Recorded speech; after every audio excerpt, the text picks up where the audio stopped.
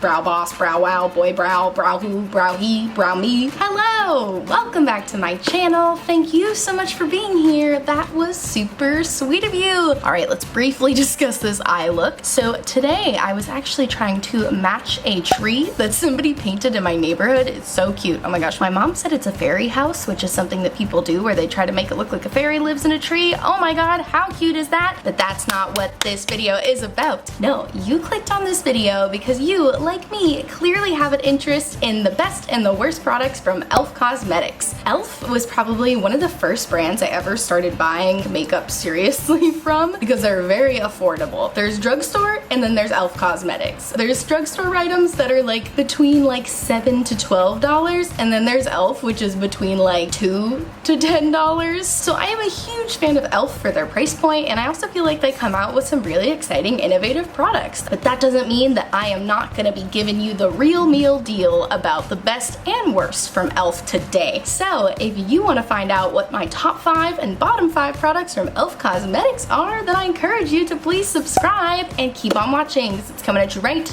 now. So this is not the first video in my best and worst of series. I also have a video about the best and worst products from ColourPop and the best and worst products from NYX, so be sure to check those out down below. But as I said in those videos, everything I say is my own opinion and is just my personal experiences with these products. For reference, I have severely dry, sensitive skin, so sometimes a product may not have interacted with my skin very well, but it might interact with yours just fine. We also have our own personal preferences, and that's what makes this world so beautiful, that we're all different. Okay, let's start on a positive note and talk about my favorite products from e.l.f. It is the e.l.f. Lip Lacquer, and this is a very recent discovery for me, and I don't know why I waited so long to buy these. I think that this is incredibly similar in formula to the NYX Butter Glosses, which if you saw my last video, you know that I freaking love the NYX Butter Glosses. They are so good. They're actually a little more expensive. These are $5, this is $3. Not a big difference, but they're both so good. It's just as hydrating and plush as the NYX Butter Gloss. The difference, I will say, is that the color is definitely more sheer here, where I feel like the NYX Butter Glosses go on pretty opaque when you put them on.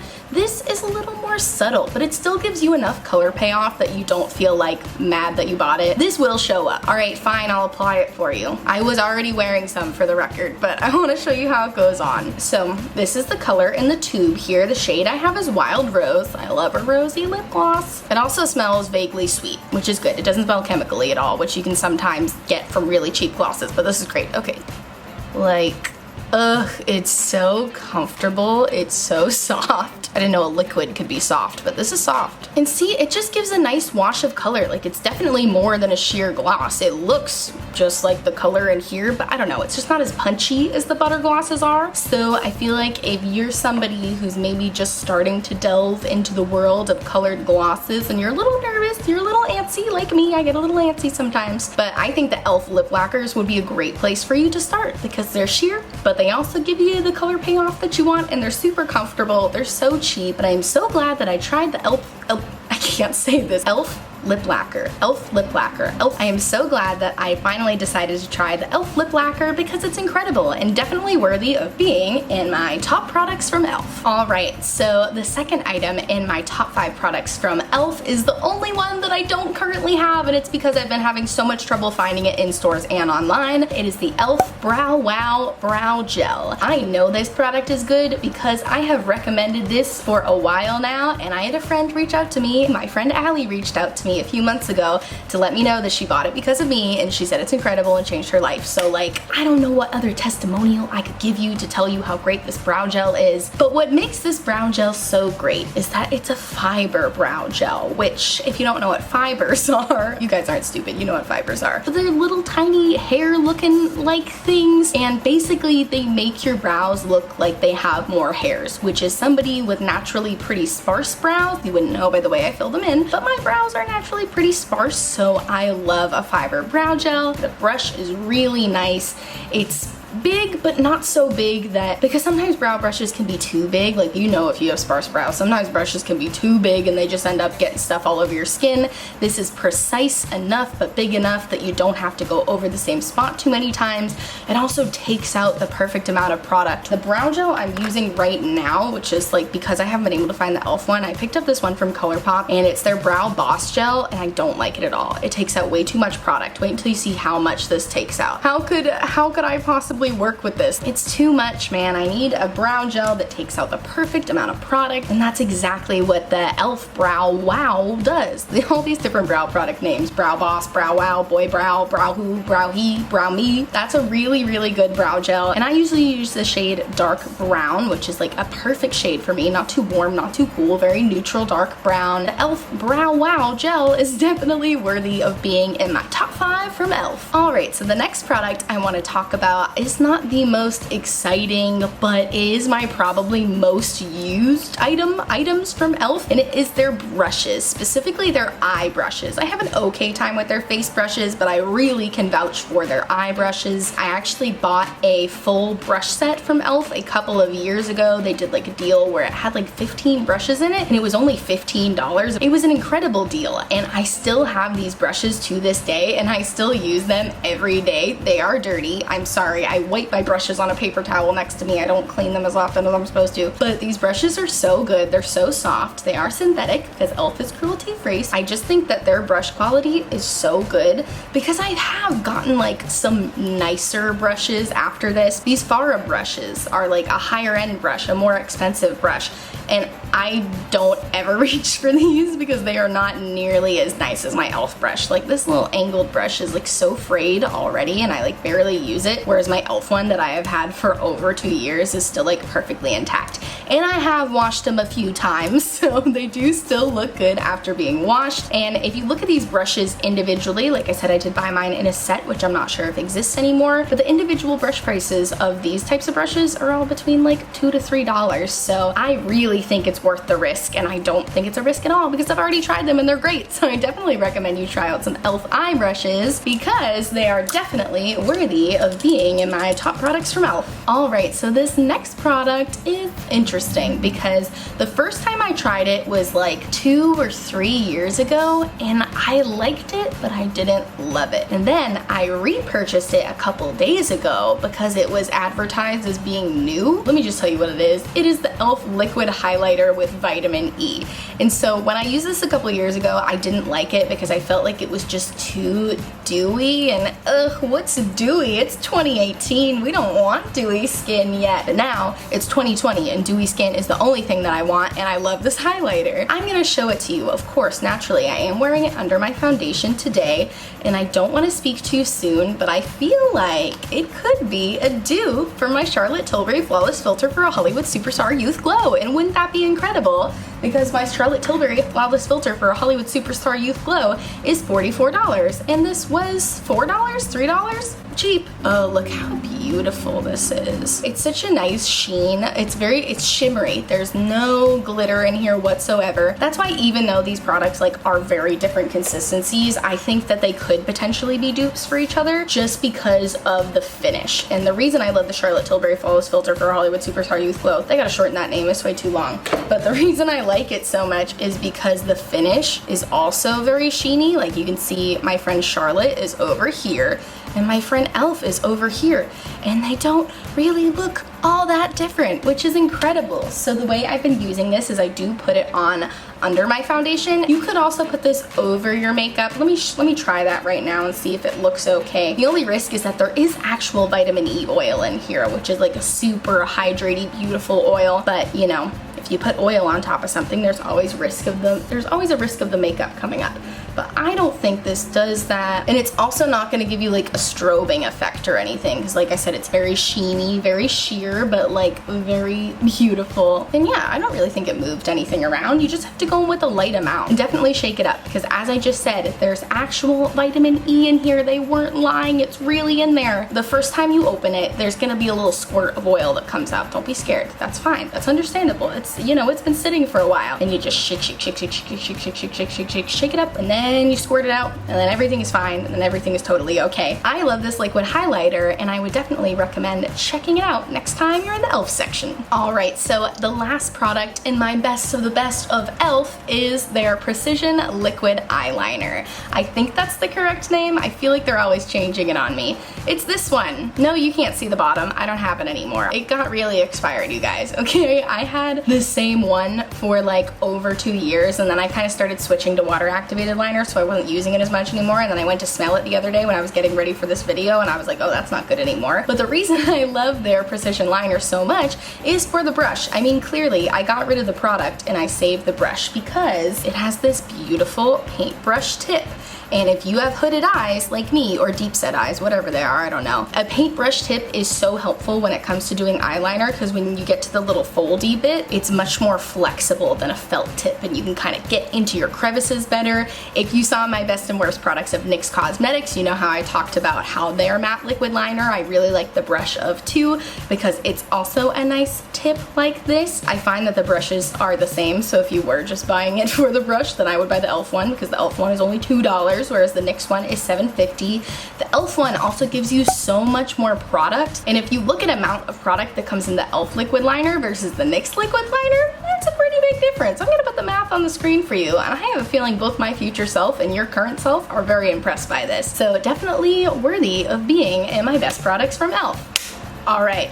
Who's ready to get mean? I'm just kidding. We're not gonna be mean, we're gonna be very reasonable, and we're just being anti-consumerist, and I'm just warning you against buying products that aren't good. So, the first item on my worst of the worst of e.l.f. Cosmetics products, can you even believe it? I'm sorry, it's the e.l.f. Bite Size Shadows. So many people have said this product is incredible. I have watched so many videos from people that I trust telling me that this formula is good, and telling me that this formula is like comparable to high end. And respectfully, friend, what the hell are you talking about? Because it's not good. Like, what? I'm so confused by this. First of all, it's not very pigmented. Like, sometimes people say stuff's good, and like, I don't think the formula is good, but I'm like, okay, I get what you're saying because the pigmentation's pretty decent. These are not even that pigmented. Let me see if my swatches do it justice at all. Yeah, you can even see from those bad swatches I did that they're just like not good. Those are the two matte shadows. The lighter color like barely shows up on my skin, and I'm incredibly pale, so that's not a good place to be, friend. Here's the thing, the shimmers look pretty pigmented on my arm, but you have to push down so hard. Like, you can even see there's still stuff stuck to my finger. You really have to push down hard to get it to show up. Like, let me show you what happens when I just press lightly, like how you would on your eyes. Yeah, see, it's like barely showing up. I'm not trying to like push my eyeballs back into my head when I'm applying my eyeshadows, so that's why I don't think swatches always do things justice, but I don't think these shimmer shades are even all that impressive. Like, I tried covering my lid in these shimmer shades the other day. I'll insert a picture. I tried so hard to make this palette work, you guys. I spent over an hour just trying to make this little thing work because I was like, so many people cannot be wrong. So many people have told me that these are incredible, and I have to believe them because it's the internet, and I believe everything on the internet. But I really wanted it to work. It was cheap. I mean, it's $3, about $3. I'm not mad about it. I think these perform better than what you would expect a $3 palette to perform like, but like, they're definitely not good. And I definitely don't think that they're worthy of being the best of the brand, and they are one of the worst products that I've tried from the brand. The next product on my worst of the worst of e.l.f. list is their Hydrating Primer. So I have an issue with these primers like that come in these bottles as a whole, because if you saw my foundation, concealer, base products decluttering video,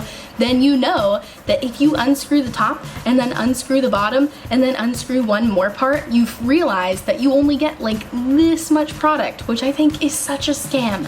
And I understand it's only $6 and it's pretty cheap for a primer, but like, don't be misleading people on how much product they're getting, e.l.f. That's super shady. I also didn't like this primer. I thought I liked it for a while because it's very silicone-y, which one is not what you would think you would be getting with a hydrating primer. Like, when I hear hydrating primer, I assume that you're gonna have some nice rich oils in it and you're gonna give my skin the hydration that it so badly needs.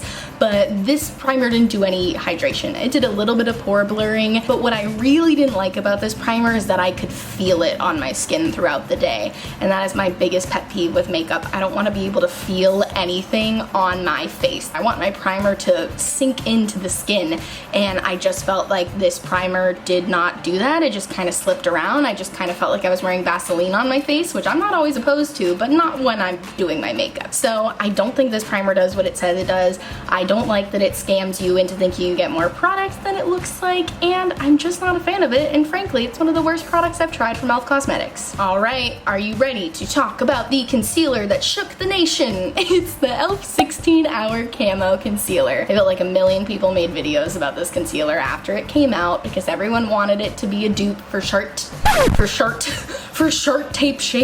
Shape Tape. Oh my god. Everybody wanted it to be a dupe for Everybody wanted this to be a dupe for Tarte Shape Tape. And I haven't tried Tarte Shape Tape, so I don't know if it was a dupe for Shark Tape Tape. I don't know if it was a dupe for Tarte Shape Tape, but it certainly was high coverage. I will give it that, and that's the last thing I will give it because everything else about it was horrible. It was literally spackle, and I know that like all of the high coverage concealer friends are like behind the screen right now, like ready to beat me up because they're like, spackle is good, high coverage is good. And hey friend, I'm right there with ya. I don't love high coverage foundation, but I love a high coverage concealer. Like, I love to be able to make my under eyes look like they're like fresh little baby under eyes and look super bright. Like, I'm all for that. But this was spackle to the point where like it actually felt like spackle, like it actually felt like paint. It felt so uncomfortable. It dried down so quick. It might wear for 16 hours, but you didn't have any more than 6 seconds to blend it out. I even tried doing one under eye at a time and immediately going in with my sponge, and it was like press, press, press, we're not moving anymore. You got like 3 solid presses, and then that was it. Wherever it was staying, and I can't do that when it comes to concealer. I need a little more time to blend, and even if I was only like spot concealing and putting it in one spot, like even when I was able to blend out a spot fast enough, I still didn't like how it looked. It was just way too drying with somebody with a dry skin type like myself. Like, I should have known better. Here's the deal. I watched Jackie Ina's video of her trying it on, and she has oily skin, and even she thought it was too drying, so like I should have known better, but it looked so high coverage and I really wanted to try it. But I am on the lookout for my shade in the hydrating version because I've heard that people like that one a lot better. But as for the 16-Hour Camo Concealer, that is a no thanks for me. So the next product on my worst list, I feel bad about talking about because it's like the first actual brow product I ever bought, but it is the e.l.f. Brow Kit. I'm not sure the official name. It's on the screen. You know what this is, right? But so basically it has 2 sides. One is like a gel formula, and then the other side is a powder formula. And I guess the idea is you're supposed to go in with a gel and then set it with a powder. Here's the deal. You ever seen somebody with shiny eyebrows? They were probably wearing this because that's the look it gives. You know, it's nice because you can go in and fill in your brows and it's super emollient, like you can move it around pretty easily, but it just is too shiny. Like, even though you put the powder over it afterwards, it doesn't really set them down. I just felt like it was really oily,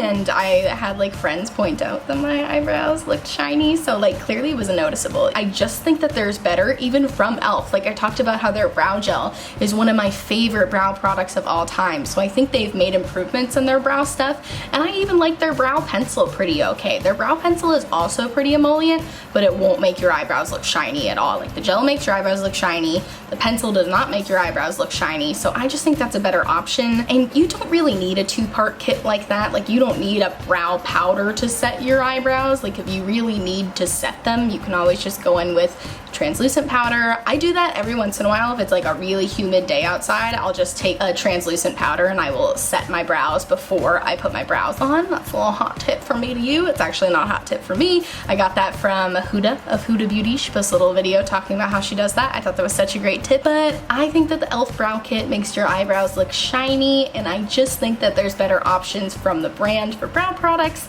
and thus why it's on my worst of the worst of e.l.f. Alright, so the last product from e.l.f. that I think is worthy of being on their worst list is their sponge. It's way too hard. It has an interesting shape, which I like, and I know they have multiple sponges. I'm talking about the one that comes individually. I know they have ones in sets, but I'm assuming they all feel relatively the same. I'm talking about the pink one.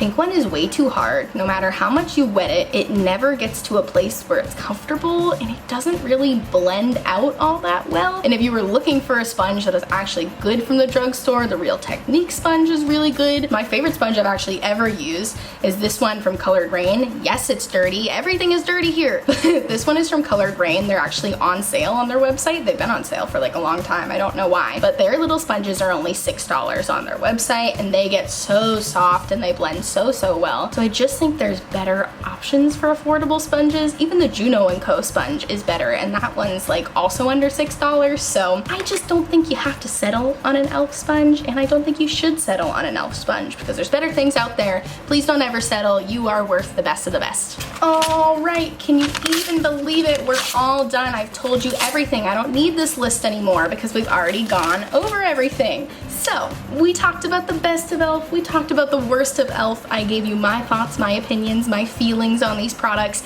and now it's your turn. Let me know in the comments down below what your favorite and least favorite products from e.l.f. are. I love hearing from you.